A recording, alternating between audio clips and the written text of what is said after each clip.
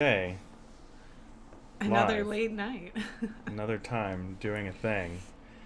So here we are. This is Laura and Nato talking about how we ended up building the career that we have. So we build businesses, which has turned into us becoming investors and managing our own venture capital firm. But how did that happen? So first, can I make the face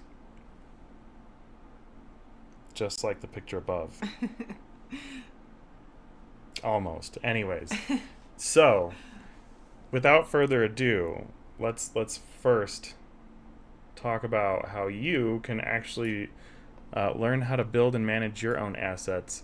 One of the things that we've done as an asset management company is made it easier for other people who work with technologies like cloud native technologies. Or if you do anything that's online, you need something that's going to host what you're doing. So whether you're an app builder or you build videos, uh, or like, I don't know, video apps, whatever you do. I don't know what you do. Different people have different things that you do. I don't know what your ideas are, but you bring your ideas, we bring the factory, and then we help make things actually become true for you. No, this is actually more than just something that we're pitching. This is a project that is tied to what really turned us into like venture capital professionals, because we manage what are called like revolving assets. Is pretty much how we survive these days, which is something that I don't know how to explain revolving assets without being a little confusing. I should come up with a high level way to explain how we make income. But anyways, like we started with like things like producing our own little cloud infrastructure systems that we use, which interestingly as it is, what we do isn't all that different from companies like where you see Chick-fil-A, companies like that do. But what that's led to years later is we also now have made it so that you can have an entire factory on your desk. And pretty much every industry uses software these days. So, anyways, if you're trying to learn how to build your own assets and you're trying to learn how to do things, you can learn a lot more about our journey and how we did all of these things that we do, or with the Zero Trust Cockpit app if you want to learn how to get involved into that sort of thing. So, Laura, how did we end up doing the things that we do? Sure. So I, of course, can I ask you to contextualize something really fast? Yes. You said that we are like Please. companies like Chick-fil-A. And in which way are we like Chick-fil-A? I think that might be So, confusing to some people. so Chick-fil-A has something called, they use something called edge compute. So I don't think most people know what edge compute is. So if you don't know what edge compute is, you could think of sort of like using servers that might be. So how do I contextualize it a little better? So at every Chick-fil-A physical site that they set up, like a new little franchise restaurant, they have to have ways for all of the technology to work.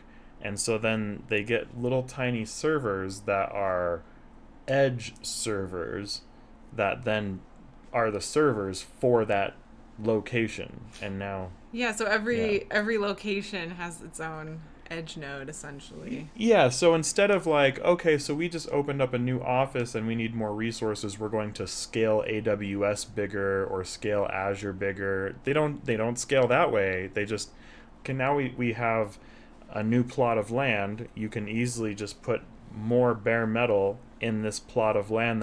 That the more land you have, the more servers you have room for too. That's right. So as a result, Chick-fil-A actually has, it's probably worth Googling. They might actually have the largest cloud, because instead of having, say, like a few mega giant cloud data centers, they have like some bigger cloud data centers, but really they have like, yeah, yeah. So other Many companies have like the locations. few giant, and then this place is like many locations, extra tiny data Yeah. centers. Super interesting. Anyway, Tons. we just learned about that they have such a robust cloud infrastructure, and I Yeah. just think that's super cool. And the access to scale, it's like we do it that way because like everyone who works with us, their site scales. Yeah, and I think the other thing that it just goes to prove too is that like even a fast food restaurant needs to be able to like tap into the cloud because you know, again, we're such an internet driven age anymore. And so it shows that you too probably need cloud for your business. Anyway, so we were talking today about, like Nato kind of previewed at the beginning, how we became investors and our journey to becoming investors. I've talked a little bit today in my post about, and again, we're going to be talking about this all week, so this is kind of just the teaser of what the larger week is going to look like. So yeah, I talked today about, just learning to trust yourself. I think after, some of the things that we went through in our personal lives and like with COVID and everything, I think it took a minute for us all to like recover and like get back to ourselves.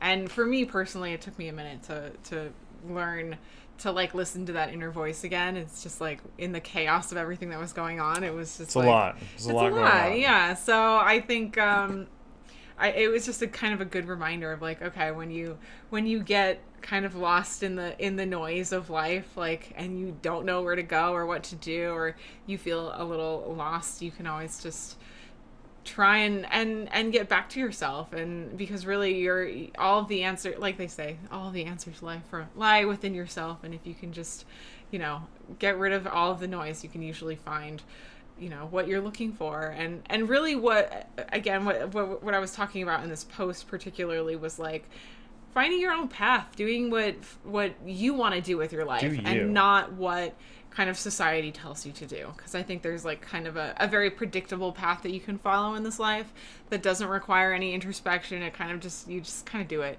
and it, do what everybody else is doing or whatever. Go on autopilot. That's a great way to put it.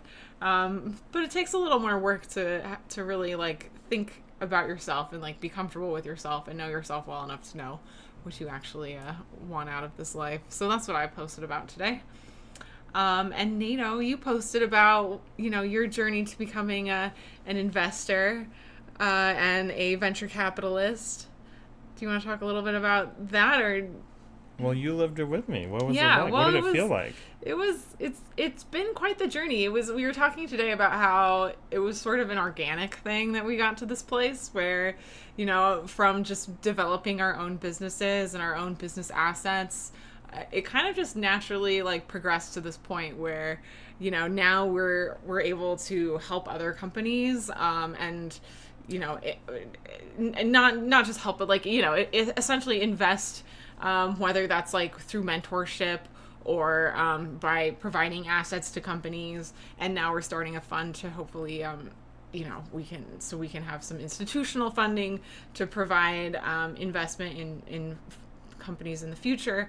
So, those sorts of things are all it kind of all just made sense for us to like get to this place as we, with our platform, which is essentially, a platform engineering, hyperconverged infrastructure that's just all about the developer experience. It's all for, how to like, essentially what I like to say recently is like, you can streamline your dreams by using the Idea Factory. Make life easy. And so that's what we're trying to do, is make life easy. And we've essentially like been able to make our own lives easier by doing these activities of managing our own assets, building out our own assets, and then of course we want to be able to like share that knowledge with other people. So yeah, and it's like, it goes back to where did we kind of start in the first place is like we have lots of experience doing a lot of different things, because like this cloud stuff and all these different things. It's like,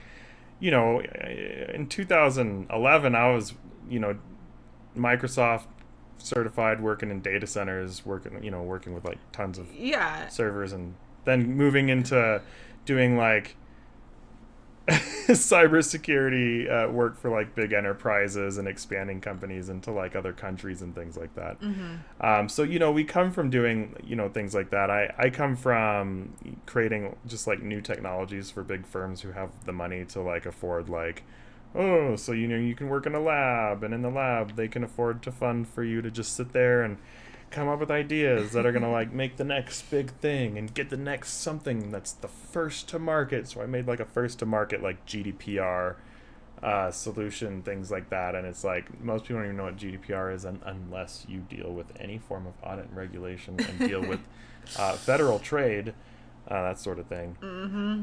But yeah, so you know, if it has to do with like financial compliance or health compliance, those are like a lot of the two things.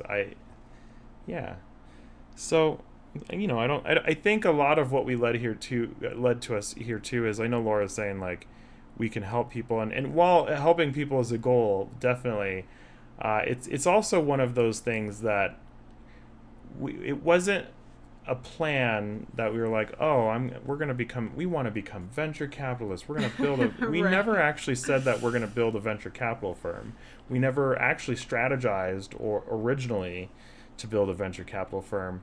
What happened was, you know, we're just meeting demand and meeting needs. And one thing I always tell people is build an audience before you just start building random stuff.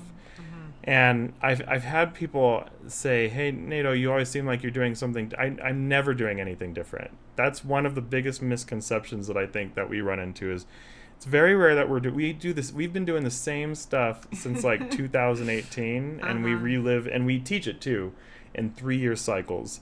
So I guess I can talk a little bit about like, you know, what does that look like at a high level?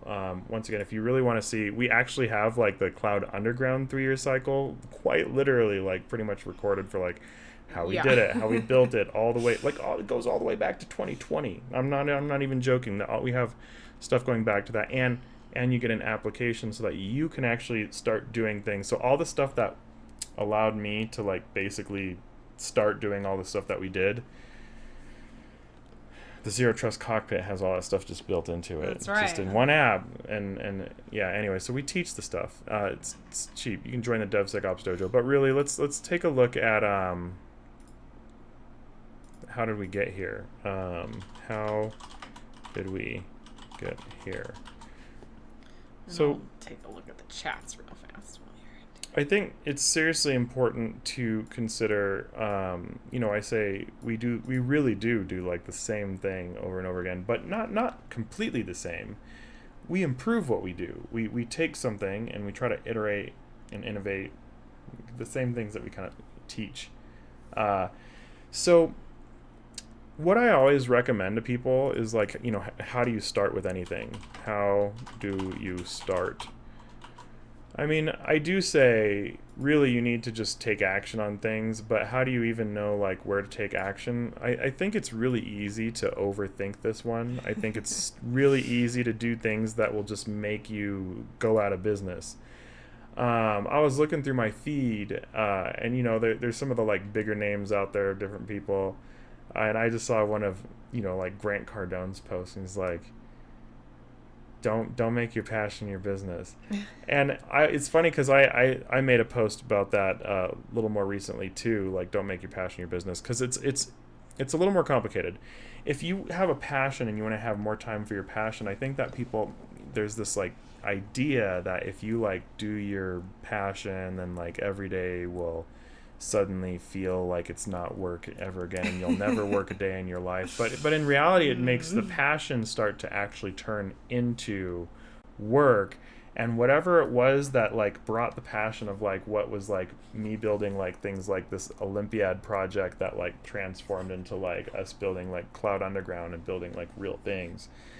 My hobby and passion is like building and inventing like little things and stuff like that. And I had people be like, you shouldn't make your software open source. But the thing is, like, my happiness is in having access to my hobbies. And so open source, I get to be able to like access my hobbies, do my things. I learned that I'm not going to monetize my hobbies. Things that make me glow, make me happy, that also benefit the business. The business can still benefit from me tinkering and learning and exploring on my own if I focus on the finances to make sure that I have time. So I think how do you end up with time? That's a little more complicated, because the first thing that we need is an audience, because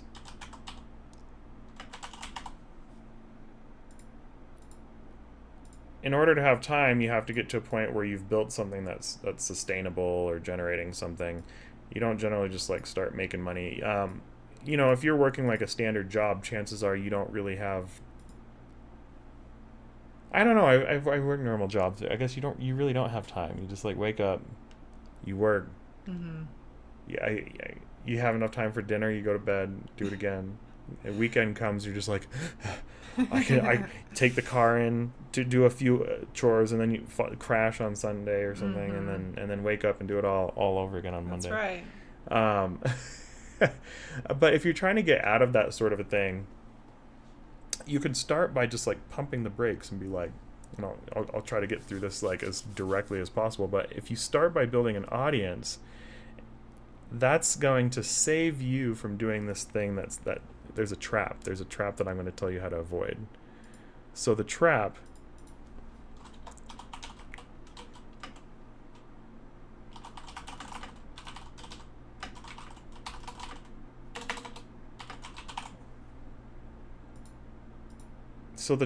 is trying to guess what people want, and so this is where take this in. I always say things like this. I always make little comments like, your own ideas might make you broke, or trying to focus on your own ideas, you're not going to end up like probably selling whatever it was. Like if it really was like your idea, there's a good chance that if you're not the one who can come up with the money to finance your own idea, no one else is going to usually just give you money for whatever that thing is, but they'll give you money for something that they want. If they want it and it's going to give them what they're looking for, now they're going to pay you and be happy about it, excited. Mm-hmm. And so like for us, if you're trying to like build a business, or you want to like try to build a business with the types of things that we produce and provide and stuff like that, the first thing that you want to do is know like, who do you even like talking to? Who do you even like serving? And then what are you capable of providing, and figure those things out first. But if you have an audience, people on LinkedIn or wherever you go, like really, for the most part, like people will almost always tell you like what they're looking for. One thing that I'll say, like if I go and take a look at say like my own LinkedIn profile, one thing that I do that you can take a look over, I do this on purpose, is I use the featured thing on LinkedIn, which anyone can do. You could do this too. I go over and I say, I save it. So let me just go over here and say show all featured. So the thing about like LinkedIn is you can save like pivotal moments across like what you're doing to figure out like what really resonates with people. Obviously, if you're having like a big moment in your life, like people really resonate with that. So like I got the opportunity to work with like LinkedIn Learning, things like that. It's very exciting. And then, if you're like building a new product or solution that's on release, people get pretty excited about that sort of a thing. And so like really you can take a look like over the years, like what's getting attention. Things that are about your personal life tend to get a lot of attention, but sometimes you don't always want to post stuff about your personal life all the time. So notice the numbers when you're posting things that might be more businessy versus like more personal, or like funny and things like that. But you really can get an idea. Wow, these numbers are pretty consistent. Anyways, I digress. You can see over the years our numbers are pretty darn consistent, with very specific moments of like, hey, we did something that's really taken off here. So you can save those moments and immortalize them and really kind of like document. Oh my gosh, this just brings back so many memories. This looks so old. Oh my goodness. Anyways, this just brings me back. So that's one of those things that is kind of interesting to me, is our audience wants to pursue their own dreams. So that's let me start there. Our audience wants to pursue their own dreams. And when people want to pursue their own dreams, there aren't really many ways to like really support them in that. Like you can either like give them a shovel, or you can give them some money, or you can give them both. And so historically, we've been giving them the shovels to dig with, whether it's, like little systems and stuff like that. So we started the DevSecOps dojo with systems like this, and members, we would originally give them Raspberry Pis in these dual clusters, because the dual clusters had the resources to do what we taught in the dojo. And that stuff's expensive, so it's like, we had to fund it somehow. That's right. And so you sell systems that people can actually do real work with, help them do real work. And then the thing is, you see these people's lives grow, and all of the people who were involved in the original days of the dojo still talk to us, still reach out. Also, thanks for the support over the years. And I do want to try to catch up with some of you, so I do catch you in the chats and stuff like that. Yeah, so yeah, I agree. Now's the time we can do some big things. So anyways, but this goes back to how can we finally even support, like, even our original members who, what's oftentimes that barrier to succeeding. So it's usually money. Right. Let's just be blunt. Be real. So this is the last part of what I'm trying to talk about here. It's money is often the biggest challenge in the cloud underground market. And what I mean by the cloud underground market is like our customers. So let me say for challenge that cloud underground customers want to solve. Cloud underground customers wish to solve.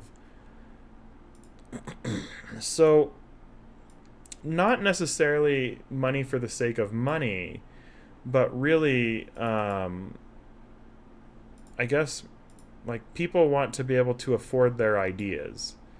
I think that's really all it is. It's not greed, because they spend it all. Just because someone got $3 million doesn't mean that they got $3 million chilling in the bank when you find out that they just spent that $3 million in 8 months. That has happened. That has happened with people who we have worked with. Anyways, it's okay. This is business. You if you build a business, you might be the one spending. Don't laugh, because you might be that person who just blew $3 million. Sometimes you just spend money and then you don't make any back. But that's a different story. Actually, I shouldn't say fun. I should say afford. I think it's really just this. I mean, let's just be real. Come on. Like, people want to be able to afford their ideas, at least the kinds of people who we talk to. A lot of the kinds of people who we talk to are people who, already own a business, or they have, like, a PhD. Why would someone get a PhD if they don't have ideas? And like, that's someone who obviously was motivated and was like, okay, well, I need to learn this if I want to do this. I'm gonna have to learn that if I want to do that. And if I'm going to accomplish XYZ, then I'd better learn XYZ. And so we're surrounded by, those types of people who are like, okay, I don't know enough. What else can I learn? And they obviously probably all know enough, but even I get like that, and even Laura gets like that. It's just like, I think there's a certain personality where it's not that nothing's enough. It's that there's growth. Why wouldn't you want to just keep growing? Like, I think there's just that, like, Well, there's like more knowledge in this world than you could ever possibly like fit into your head. So why wouldn't you want to just keep learning as much as you can? That's my perspective. Yeah. I like to challenge myself. It's good to learn new things. Yeah, and it grows your world and your perspective. It's amazing. It allows you to do bigger things. Bigger and bigger every day. Yeah. And so it's like, no wonder people like that. No wonder people want that. Like, of course. So, anyways, ultimately, this is what has led to, and so this is something that we are releasing this month, that Cloud Underground, we're still sorting this, so we are releasing an incubator, a startup incubator.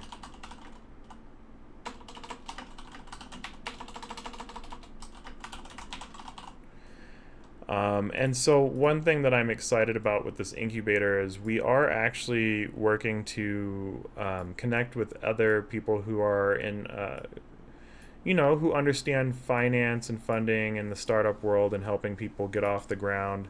We're not doing it alone anymore. Yeah. In a good way. It's like you gotta start somewhere. I mean, the alternative is to just not start. So if you don't know the right people, then just start, and then eventually you meet more people. That's right. I mean, that's Yeah. how we've met everyone, or most of the people in our spheres. Is just over the course of doing business, you eventually attract the right kind of people. Yeah, so ultimately we ended up, so we became venture capitalists by listening needs of our audience. So, really, I think it's one of those things that, like, for us to thrive and for our audience to thrive, sometimes we ourselves have to sort of, like, put some of our own, like, fun interests aside and hobbies. And to me, that's a good thing. Like, that can sound, I know it's like, oh, but don't you want to work on your passions? No, I don't. I actually don't. Like, I want my passions to stay my passions. I've tried that before. People told me not to, and I did it anyways. And now I'll tell you that I think also, just like I was told, don't make your passions your job.